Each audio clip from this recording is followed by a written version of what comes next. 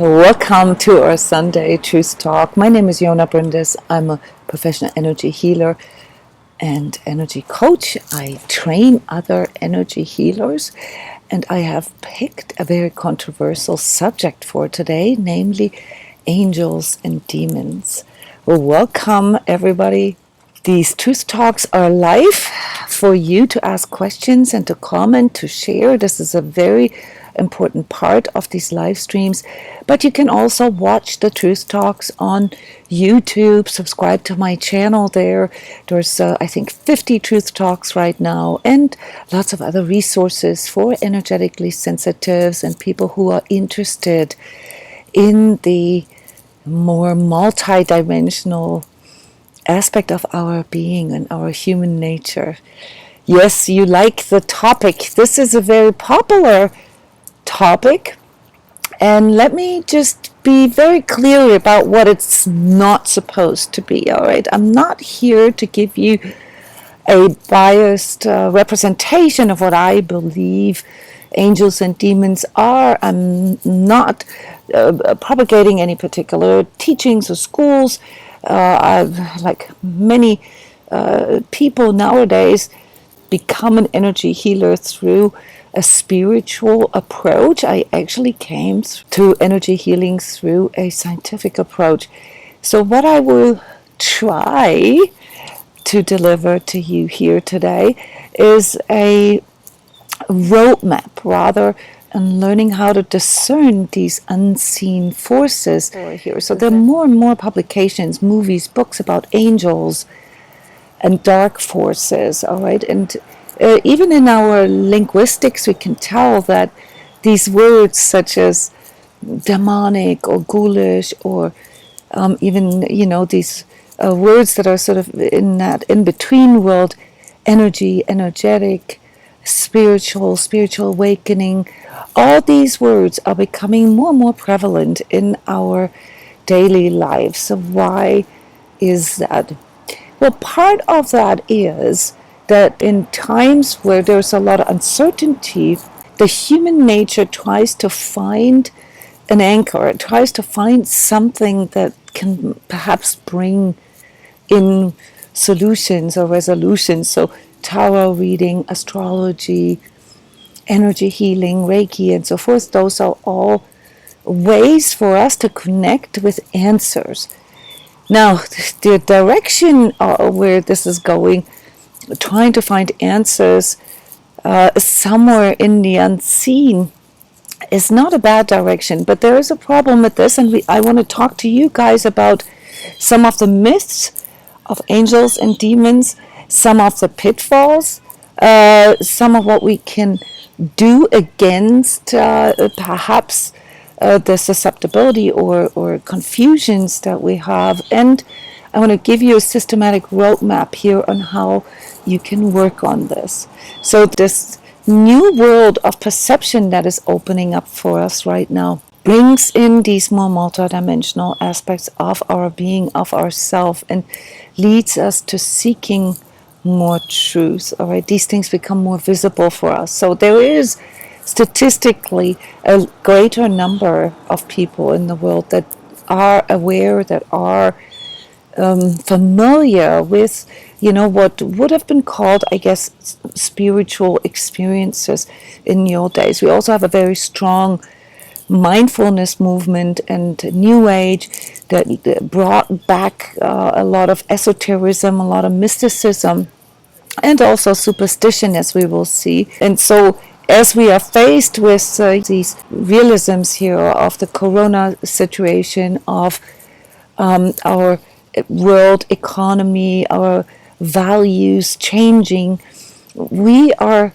in need of something that can help us to solve these new problems. And perhaps, and this is, I can anticipate this for you, where my lecture here is going a little bit, learning how to recontextualize or how to reframe a reality that comes out of sort of hearsay or say-so from others. So the main objective here of these truth talks is always for you to learn how to discern this for yourself. So don't take anything for granted always double check, look at these inspirations that I'm trying to provide you with as impulses to follow, impulses to self-witness, to self-discover, to have your own inner experience, as I like calling it, all right, so that you can verify all this for yourself. And why am I encouraging to do this? Because we can, because you can. All right, so this is the main empowerment here that I want to hand over to you through these Truth Talks and all these other publications that I do on the topic. Now, I want to use this live stream situation here for you to ask questions. But I would like to begin with a question to you. Who of you is actually aware of angels or demons or something that feels like that? Energies or entities that you perhaps see with your eyes open, or that you see when you meditate, or that you see when you have dreams. And let me just rephrase the word seeing. So when I talk about seeing, I'm not necessarily just referring to a visual form of seeing. There's an inner seeing, the inner mind's eye. Many of you understand this as the third eye vision. That is not necessarily visual, so there's many different ways to perceive all this. Who of you is familiar or has your own individualized version of this, has experienced something like angels or angelic beings or entities in your own experience? Please feel free to share. A simple yes is fine. All right, this isn't about right or wrong here. The live stream is single-sided. We have a community in which we talk openly about these things, the Sacred Self-Healing Community, where we have regular workshops and training calls. So there's quite a few of you here actually aware of these entities. You can feel these energies. You lost interest. Okay, so that's fine. Don't expect this to give you any answers. All I will help you to do is to discern what these demonic and angelic forces really are. So let's move into the topic. There's a lot of people who say that there's a spiritual warfare going on, that there's the light and the dark forces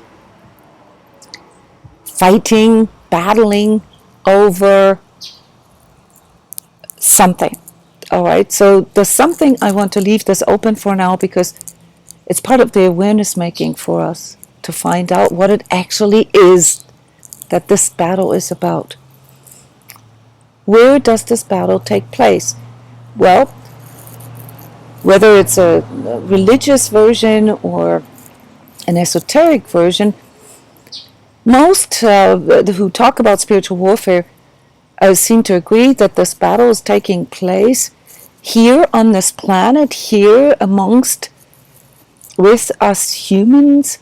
However, even sort of scripture and so forth refers to the etheric realms, which seem to have been there before the human, with its own consciousness and soul self-awareness, was even created. So let's assume that there is a realm which we call the etheric realm in which this battle takes place.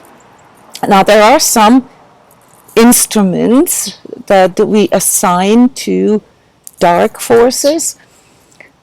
These instruments, we'll analyze them here in a little bit, and how far they were actually affecting us right now. And then there are instruments or powers that these angelical forces bring in. So if we just go with this thesis here, that there's spiritual warfare going on here in our human lives on this 3D level as well as the multidimensional level, then let's first investigate a little bit how this can even sort of play out, okay? So we first need to answer the question, what is this all about?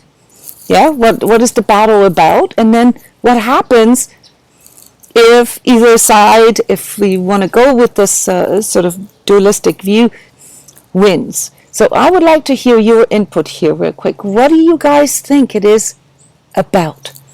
What is this spiritual warfare? I mean, guys, we're hearing about this everywhere. You see movies, you see TV series, they're all bringing in the supernatural and superheroes and angels and demons and witchers and vampires and all this. So what is this ultimately about? What is this fight about? If we want to form our own aware and educated opinion about whether or not there is something like a battle of the light and the dark going on, if angels and demons actually exist, we need to first understand what this is all about. You feel it's about our energy, okay? Yes, fighting creates separation, that's correct. Light and absence of light. Love and absence of love. Yeah, those are very different answers. They all come from very different perspectives. The most neutral way of looking at it is that it's about energy, our energy. So there's a lot of views out there that this is about harvesting our energy. But harvesting energy, we do this too, right? We do farming, not just the agricultural farming, but we harvest the energy of the planet as well. Is it just that? I mean, wouldn't there be easier ways to harvest energy? Or is there something special about our human energy?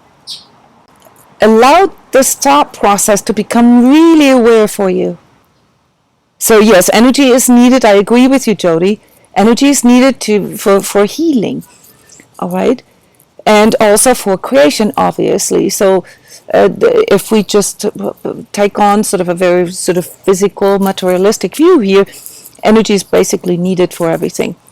But we also already know, even from science, that everything is energy, that everything can transform, that everything can heal, that we can manifest our own reality. Those are things we are already aware of. But are we really aware of the mechanics of that and why there is so much talk about angels and demons and this spiritual warfare that is out there?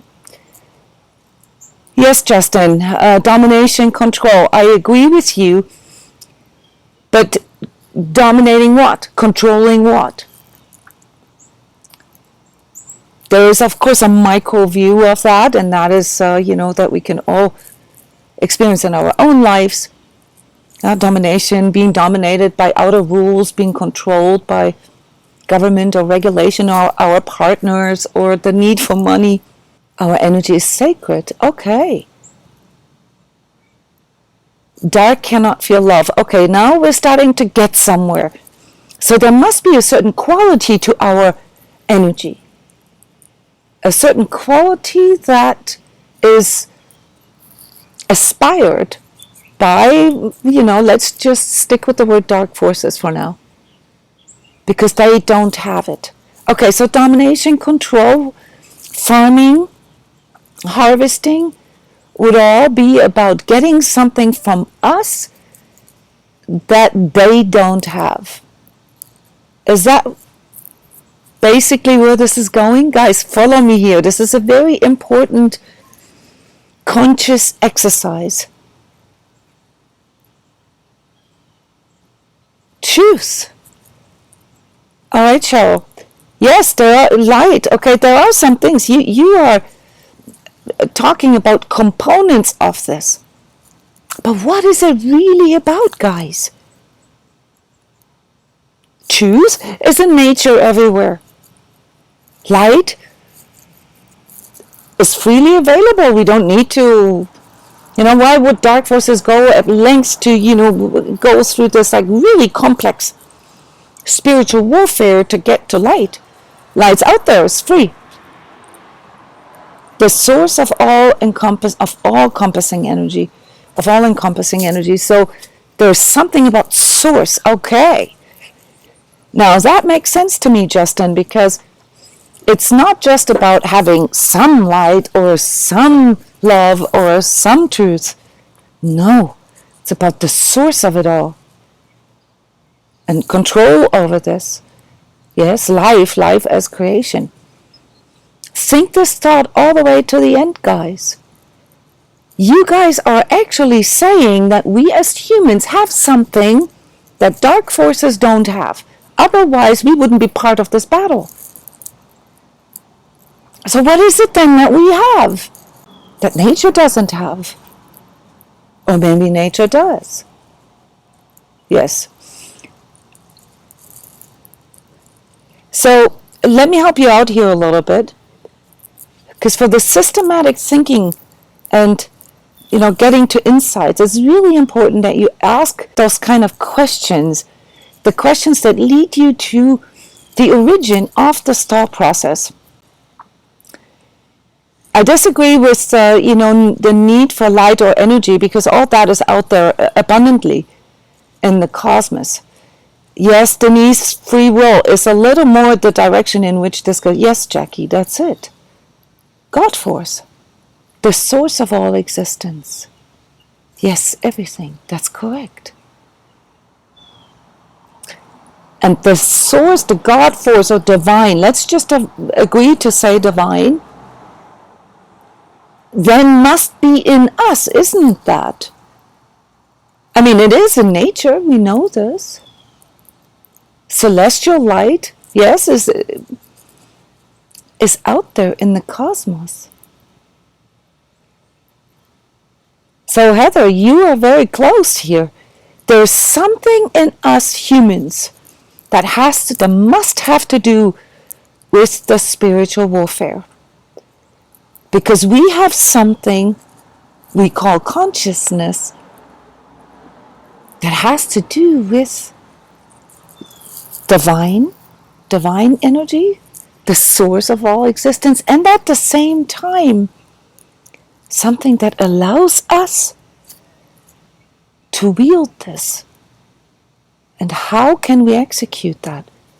Due to the power of our consciousness. So this is really, really important, guys. All this esoteric talk, and most of that is really superstitious and quite unsophisticated, sort of medieval talk, and all the movies and the TV series, don't get me wrong, I like them too, but they're all based on some medieval superstitious way of looking at angels and demons. So needless to say that this development that we are experiencing here right now, this development in consciousness that is happening in us, that this is somehow also related to this spiritual warfare. And esotericism and religion might not be good advisors because they are biased, or they have a source that is not verifiable, that is not duplicatable. And don't get me wrong here, I'm not trying to disprove the existence of angels or divine forces. They are indeed there, and I know this for sure. And what is the source of my, certainty is my own experience, guys. Through the power of my consciousness have I verified the existence of angels and demons. So this truth talk is not about how this is portrayed anywhere. This is coming through what I have personally verified for myself and what I am teaching hundreds and thousands of people to duplicate for themselves, to verify for themselves. Yes, and there are some aspects to this energetic patterning, the mechanics of energies, that's absolutely correct, Jody, that play into this awareness making process, into the inside.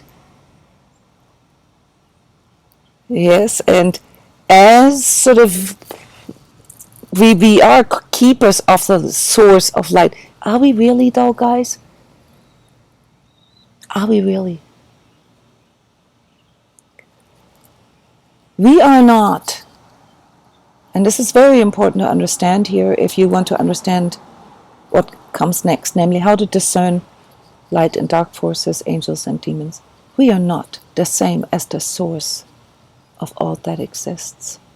Our existence is proof of that because we have not willed ourselves into existence. At least not to our recollection. We have something maybe like karma, or we have something on a soul level that gives us the impulse of wanting to incarnate into this 3D reality here. Okay, and we can talk about that as well. That comes with soul self-awareness and requires a lot of work to get there. So let's go into, what sort of the impatient persons here would like to hear, namely, what is it actually that makes a demon and an angel, if we just go away a little bit from this medieval superstitious view.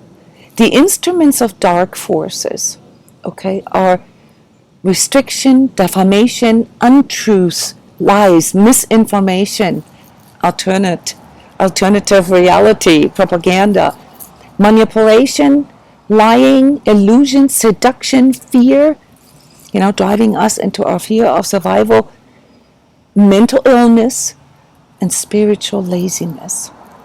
Those are the instruments of the dark. What are the instruments of the light? You guys mentioned this here before. Connecting with truth, connecting with love, connecting with the world, nature, seeing our energy as sacred. Those are all things that we'll look into deeper here. But why is this battle, this spiritual warfare, this battle of light and dark, why is this taking place over us? And is it perhaps taking place inside of us? Yes, so Justin, Jody, you guys are onto something here.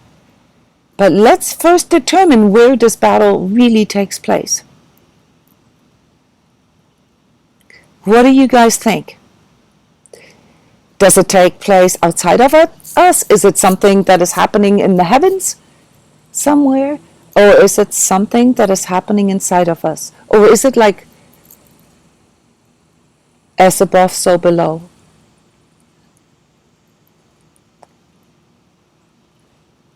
If you see yourself as a multidimensional being, you cannot be sure of that because you are restricted in your own mental perception, in your own, sensational perception to the 3D realm. But is it perhaps possible that due to this consciousness that we discovered earlier, that we might actually be able to answer that question if we do something with this consciousness, if we connect with this divine Wi-Fi, as I often call it, and grow or raise our vibration beyond this 3D, sort of bag of flesh here, then we will see that there is something. Yes, Cheryl, I agree with you. This is an internal battle that is going on. So whenever you hear the word spiritual warfare, you have to discern that. It's taking place within ourselves and outside of ourselves. So it's a microcosmic and macrocosmic battle. And what is this battle about? It looks different in different dimensions, just so you guys know. So it's not necessarily the same here in 3D that it is in the etheric. Yes, exactly, Justin. Yeah, so what is actually happening inside of us is this battle about our consciousness. And what is so special about our consciousness? Because it connects us to the divine consciousness. It's basically a replicate, a fractal of it. We carry the God spark in us. And due to its power, we can create context. We can manifest. We can create more. All right? More light. More truth. More love. Yes. We are generators in that way. I love that. So how come that we don't always feel that we have that power, and how come that we're so afraid of demons who allegedly are after that? Well, it's very simple now that you understand what it's all about, to see that things such as allowing others to think for you, or giving your power away, be it to money or partners or belief systems, all right, agendas, not feeling for ourselves, our unawareness, that can turn into silent complicity, into passivity, because we want to stay in our comfort zone, right? Or not wanting to do the work, not wanting to rock the boat, not wanting to confront anything, or preferring to stay in our la-la land, in our fantasy, or in our magical thinking. Those are all things that give sort of a fertile ground for, say, the forces of dark to manipulate us, to restrict us, to control us, to dominate us. Yes. So it is very important to understand here that when it comes to really investigating angels and demons, and what this is all about, and how we are part of this, that without the awareness and without doing a little bit of consciousness work, it's very difficult for us to even fathom what is going on out there. So we need to overcome a few fears, a few myths as well. And I wanted to illuminate this subject here from the mystical point of view a little more. Throughout history of mankind, all sort of historical as well as mythological scripture talks about the dragons. Okay, demons and dragons and demons seem to be related somehow. And these can often be seen in the dream world and the etheric world. Part of that is part of our sort of collective consciousness. Our collective consciousness is not the same as our individualized consciousness. And in there we can see these archetypes such as dragons. There are two different types of demonic forces here that we are observing, or that we can observe, and that have an effect on us. One is the satanic. Most of you are familiar with this old Persian word. It's the aspect in us, or outside of us, that tries to reduce us, that tries to degrade us in a reptilian way, so to speak. That's why a lot of people talk about reptilians when they talk about demonic forces.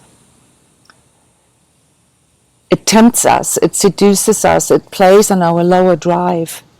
It plays us into our schisms, manipulates us in a way that we are confused. It lies to us, it brings untruths to us, it deceives us, manipulates us, yes, dominates and controls us that way. It also infringes and manipulates us. And the other dragon, and this is something that most of, whatever you hear out here on the internet or wherever you read, this is not that differentiated, is the Luciferian. The Luciferian is not the same as the satanic. You can both call them devilish, if you will, or demonic. That would probably be the best way. That's why I talk about demons. So the demons are the hosts of the satanic and the Luciferian. Okay, that's the woo-woo, that's the mentalized spiritualism, or the religious fundamentalism, the fanaticism, righteousness, judgmentalism, but also the fantastical thinking that comes out of our desperation our passivity, that we don't really know what to do, and that we basically just give up all our powers to some kind of outside external higher power, or that we believe in some kind of magical rescue team, aliens or superheroes or witchers or whatever, to come and save us. All right, so all these are the externalized versions of it. So the satanic is more the selfish, narcissistic, selfish, sort of materialized, reduced version of our 3D selves. And the Luciferian is sort of the disconnected, externalized, where we basically deny our own body and our own emotions, our own humanness. So you see there's a dualism in this. So when it comes to this battle that takes place here between the light and the dark forces, between angels and demons, and if we can agree that this battle takes place inside of us as well, then we can conclude that it definitely takes place in our inner dualisms, in what we often so describe as the burden of the human nature. And this is what brings in, a lot of these really hopeless and powerless kind of views that people, especially right now in times of uncertainty, tend to believe in, okay, because they're not aware of what their power is. They're not aware really what this battle is about. So let's talk about how we can confront these dragons inside of us, how we can overcome our inner dualism, the dualism of our physical limitation, our mentalism, and our spiritual cowardliness or indecision or laziness. Let's talk about this a little bit. What do you think, now that we've answered what the battle is about, are your powers? Some of you had already very good input here. Light, love, resonance. Yes, Justin, I see what you're talking about is self-actualization, to become more aware of yourself and bringing this into, or embodying this. Yes, and Jody, you're absolutely right. The separation of self is what plays into the demonic forces. Yes, because the more separated we are, be it through the satanic or the Luciferian, doesn't matter, both separate us from ourselves, the more susceptible we become for these demonic or dark forces. Yeah, so what is our power now, guys? What is it that there's even a battle? I mean, if we were just like this sort of fodder, right, dumb and unaware, there wouldn't be a battle, right? We would just be harvested. And some people think we are. Discernment of truth. Yes, Cheryl. That is a part of our power. We have the ability, due to the power of consciousness, to discern truth. We have this sort of truth in our hands. Yes, Amanda, the power of choice. Now, this is now going really deep into what angels and demons are really after. Or, not that angels are after that, but what they're after to helping us to preserve, namely our free will. So the source of all existence, guys, and this is sort of, you'll see this in many other teachings as well, doesn't determine, okay, what we do with this, all right?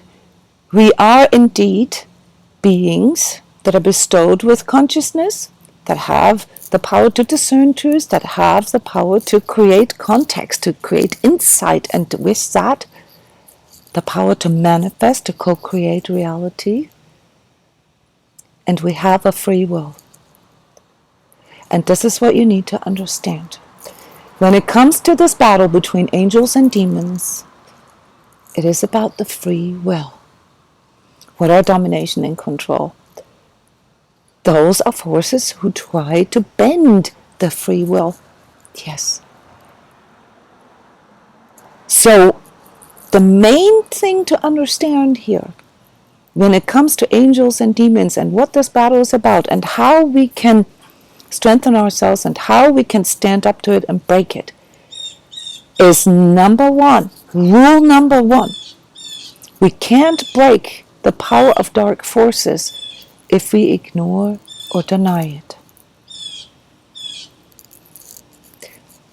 Yes.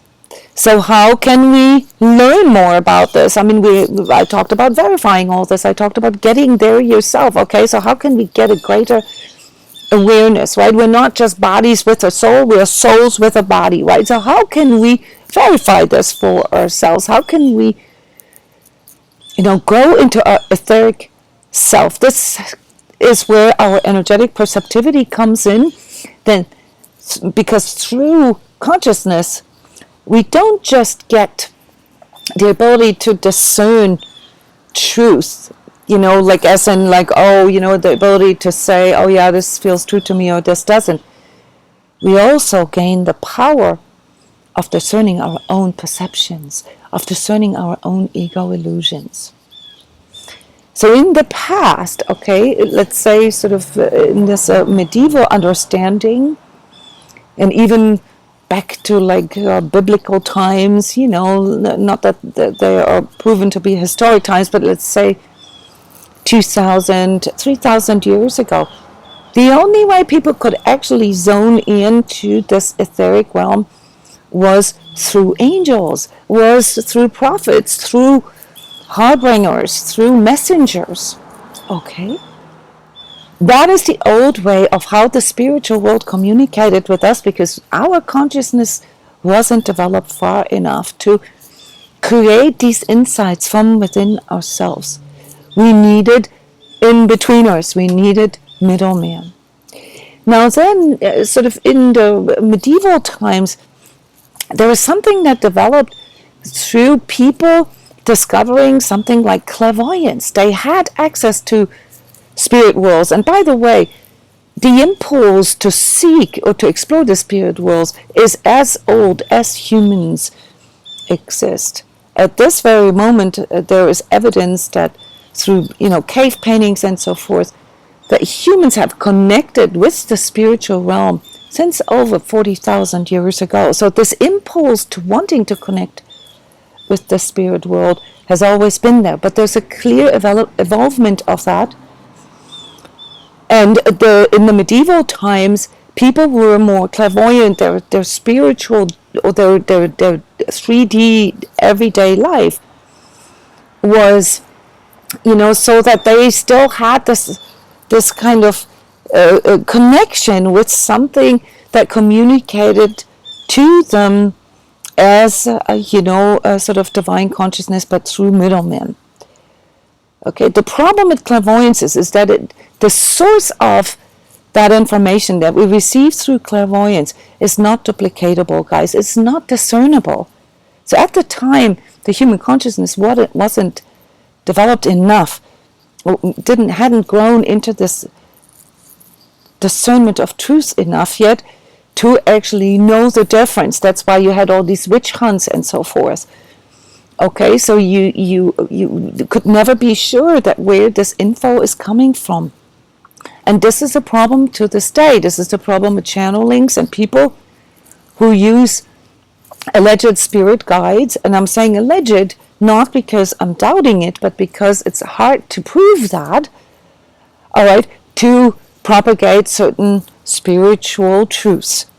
Okay, and these spiritual truths, if they come through a middleman, guys, cannot really be taken for that unless we can verify this info ourselves. And with clairvoyance, that is not possible, guys. So clairvoyant people are energetically sensitives who have very strong inner vision, but also not necessarily the roadmap or the discernibility yet. Okay, so I just really want to help you to become a bit more critical of what is out there. Now then, of course, on the other side, we have esotericism and the spiritual education, all right, where we study Buddhism, we study Vedic teachings, we study all kinds of teachings, including astronomy, astrology, religions, world religions, and so forth. But they're void of feeling, they're void of the engagement with it, they're passive. And so the development that we are entering here, the development of consciousness, this new consciousness level that we are awakening to right now, that makes us very powerful, much more powerful than in the past, guys, is the combination of energy work and consciousness work, where we begin to educate and experience, to observe and witness at the same time with the roadmap of knowing what's true and what isn't, what is ours and what isn't. So again here, we can't break the powers of dark forces if we ignore or deny it. Now then comes the other group and that says, okay, so what if I just align myself to angels? Allegedly, again I'm saying allegedly only because it isn't proven yet. Angels are the ones that fight against the demons. All right, that's how we in our collective archetypal thinking see this. All right, and they are basically the good guys. So in our simplified version of seeing everything, demons are the bad guys, angels are the good guys. But remember, this spiritual warfare, this battle between the light and the dark forces takes place in us. It takes place in our dualism. Now, if we only see the world as good and bad, if we only see this as this binary version of itself, can we then be sure that this is really how this plays out? Let me just real quick clean up with some myths here around angels and demons. Number one myth, Satan, or demons for that matter, the host of Satan or Lucifer, are not equal to the divine. They're neither infinite nor omnipresent. Very important, guys. Understand this. This is your first sort of education about dark forces. Angels aren't omnipotent. They function as hosts of or for the divine. So the angelic power is subject to God's or the divine power and purpose. Those are very important premises here that we have to clarify before we even talk about angels and demons. So both, this is myth number 3, demons and angels aren't omnipresent. This is very important to understand. Myth number 4, guardian angels, well, they are not necessarily the same as these angelic prophets or messengers, these hosts of the divine. They can be, but for the most part, guardian angels are supporting energies around a person. They are very much sort of only present for this person. And you can ask questions here, guys. Please ask questions. Myth number 5 that we need to clarify here as premise to have this discussion about demons and angels is spiritual warfare. Etheric battle is not just going on outside of us. That is going inside of us. We've answered this here together. So let's look at how we can break the power of dark forces. We already know how not to break it, namely by ignoring or denying it. In other words, by staying in this really simplified good guys, bad guys way of seeing things and more or less sort of following some kind of medieval, mystical, superstitious depictions of it. Yes. And you guys already know some of the ways that can help to break these dark forces. So the first thing that we've learned here was, besides what it's all about, namely our consciousness, but with our consciousness also the power to co-create and our free will. This is the most important thing that you will ever learn, that I'm sharing with you here now, about how to break dark forces in you. It is the most simplest and probably easiest way to work with dark forces within yourself, whatever you see as dark forces. Number one rule, you have to be home. You have to claim your own space. You have to stand within your own sacred self. You have to know what your space is. You have to know who you are. And you have to be home. You can't just float above your kingdom, your inner kingdom, or, deny its existence. Deny your physical, emotional, mental existence. You have to be present with yourself. Yes, and some of you call it stillness. To go within, that's correct. But why is this? Because only when you are in your own center, the center of your center, your 0 point, can you claim your space. And why is this so important? Because without being present, guys, you are not able to execute your free will. You're not home. Okay? So if you leave your house and doors and windows wide open, and you wonder why there's other entities, energies, people come into your house and take over, well, you missed your chance to claim that space. To execute your free will, you need to be aware of what it is that you're choosing. That is the power of your consciousness. Okay, so without being aware of your consciousness, you cannot execute it. That's why misinformation, the confrontation with untruth, is such a strong dark force, because it distracts us from what? From seeking truth, from trusting in our inner impulse, that inner impulse to connect with the spiritual, with our etheric. It also distracts us from our free thought, the power of our free thought, our insight, our ability to make context. That's the power of co-creation, guys. And if we are not aware of what we are aligned to, and what we are following, and what we are focusing on, and what we are sort of basically bringing into this world, well, then we're easy fodder. We're easy for dark forces. Free fodder. Self-serve. Little fireflies, just sort of bursting their energy, their sacred light out by executing what? Their most tempting and seductive, egotistical needs and drives. Laziness, pride, specialness, polarization. What is going on in the world right now? There's polarization and separation, and people hacking against another. And if you're not on my side, you got to be, if you're not on my team, you got to be on the other team.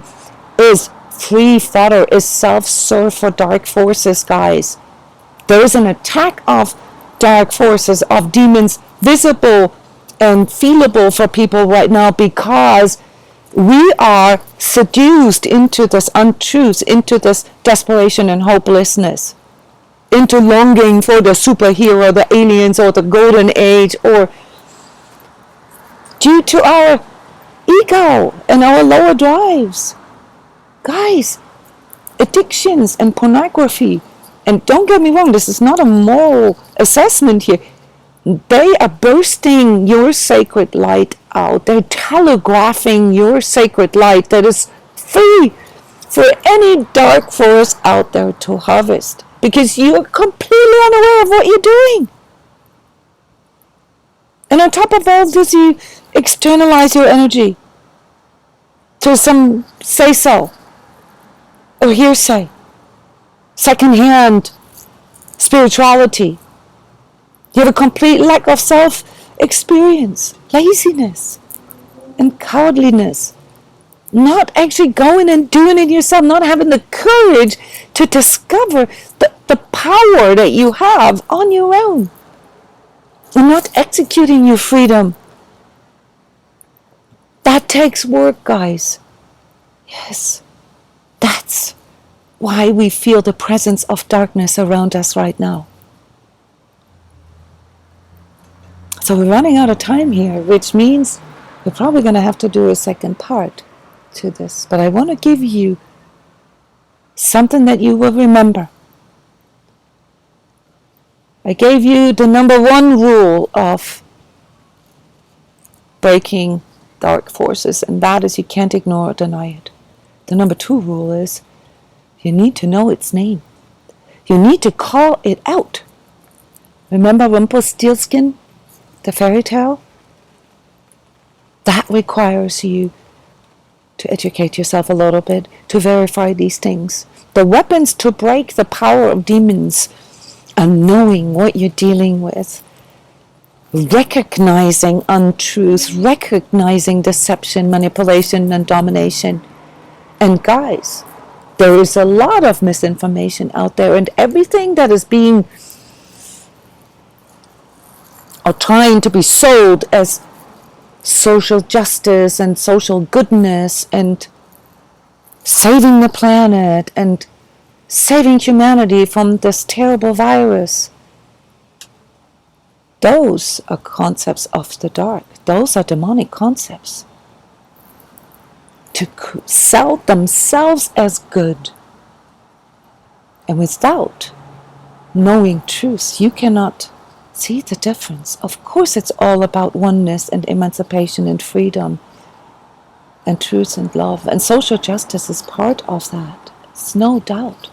Emancipation is part of that. Unity is part of that. But there are different ways this can be portrayed, okay? And if it's portrayed in a dualistic way, you're either on my team or on that team, you're either a good guy or a bad guy, then that cannot be based on truth. Truth always gives you at least 3 options, guys. There's at least the middle, at least your free will to have your own thoughts, to think for yourself, and to come to places and to your own conclusions by yourself. Yes. So the power of truth is a wonderful weapon, but without discernment it's useless, because you won't be able to recognize untruths. And this is why I call these times right now as one of the biggest chances for consciousness evolution and becoming aware of these light forces in us through the confrontation with untruths. In the history of mankind, spiritual growth has always happened through the confrontation with untruths, guys. Yes, Amanda, people claiming messages from other star systems or whatever, they're rampant. This is spiritual fanaticism, okay? It shows you the desperation, okay? Instead of going inward, to go outward. And if you can't, do the outward here on the 3D, then you go even farther outward. But none of that is verifiable. None of that is duplicatable, guys. So let me just give you a systematic roadmap here and close for today, and then talk more about angels and the function of angels and the different hierarchies of angels in part 2 of Angels and Demons. And please share this with friends and family. You don't have to convince them of anything. This is food for thought, guys. And thought, free thinking and free feeling lead to insight. And insight leads to higher levels of consciousness. And higher levels of consciousness lead to higher levels of truth and love and light in our life. And more abundance, more healing, more beauty, more happiness, fulfillment, and purpose. So let's look at this roadmap here that I promised a systematic way that we also call self-mastery, to develop a weapon, okay, against your inner dragon, to break dark forces in you. There's 10 major things that we have to learn. 10 major temptations, if you will, namely fear, materialism, externalizing our power, passivity, our inner coldness, our numbness, our lack of feeling, lack of purpose, our inner dualism, the schism that we talked about, our loneliness, and our spiritual confusion. Those are the 10 basically seductions here, besides, the mesmerization or the fascination and our curiosity that gets people to like darkness. But for the most part, it's a lack of awareness and a lack of naivete. But also this increasing polarization, this increasing dualism in us right now, where it's either all good or bad. Our egos like simplicity, okay? And these two dragons, they play on our ego. So if you will, you can look at your ego as part of your inner dragon.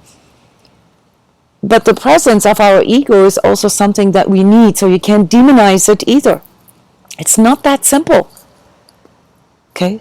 Another reason why we feel this attraction to, this misinformation, the spiritual confusion, and all this fanaticism, or, really out of this world cultish spiritualism, is the desperation and the hopelessness, because people are not feeling purpose. They're not feeling, they can't make sense because they're not aware of their consciousness. They externalize their power too much. They don't know how to self-experience. In fact, we don't even take the time anymore, guys, to just observe and contemplate. And also, of course, the lack of attention, the impatience, the laziness that we've developed through our daily life, all right? Through our ADHD version of reality, okay? Because learning how to discern truth, learning how to grow into the freedom, the free will, and the freedom of co-creation, and the freedom to think for ourselves and create context for ourselves, that requires work, okay? So let me assure you guys that these 10 weapons of self-mastery that we're going to talk about in more detail here in Angels and Demons Part 2 next week, okay, that these are all coming from your power that you can discover through your inner experience. But you have to do this, and just praying or being sort of this helpless, victimized, being that sort of whines and wants others to resolve things, no disrespect, prayer is very effective if it's done in an active way, if it's done in a conscious way. Your prayers, your affirmations, your invocations, they need to be active. I only work with invocations. I don't work with prayers or affirmations, because one pulls you into your mind and the other one pulls you into your externalized experiencing. I work with invocations, and that is sort of the reclamation, the self-reclamation and proclamation of myself in this. I am. That is my strongest power, guys. The moment I declare myself and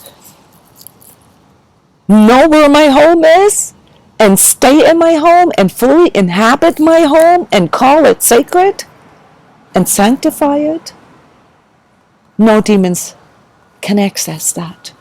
That has to do with the restriction of demons here in this 3D world that we're going to learn about more in the next part here, Angels and Demons. Before I let you go, guys, I would love to hear from you real quick what your takeaway is from this. Yes, Justin, that's very, very beautiful. We are the creator, experiencing and seeing, living ourselves or itself, life itself, through our own eyes. That's truth. What is your takeaway, guys?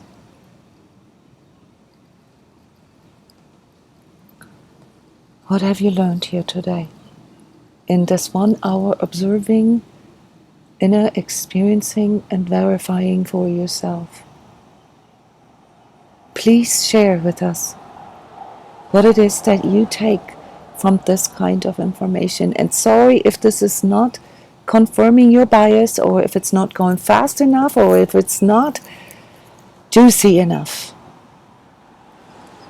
I have a whole entire infrastructure of helping people to understand this more, of teaching people about all these kind of energies and entities, removing them from people, but most and foremost, teaching them how to self-heal. Yes, more awareness, more self-responsibility. None but ourselves can free our minds and thus our soul. Yes. If you feed the demons with love, they will dissolve. Syria, I disagree with that. This is a not very discerned way of saying this. And you may mean it differently, but we have to be very anal about the words. You cannot feed demons with love. We are only susceptible by our own fragmentation. So we need to keep our side of the fence or our side of the street clean, yes, and stay in our center, yes. Yes. Our powers, guys, are truth, freedom, and love. But by unknowingly sort of just projecting it out, and not even knowing where we're projecting it towards, and not being aware of the energetic dynamics behind that, our naivete does not protect us. Okay. So that's why we need to be careful what we project our light, our love towards too. Okay, we need to learn to discern this. All right, so more about this, more about angels and demons, the dark forces and the light forces, how to work with the light forces and angels, angelic beings, guardian angels, next Sunday here in the second part. Thank you so much, everybody. See you soon. Bye-bye.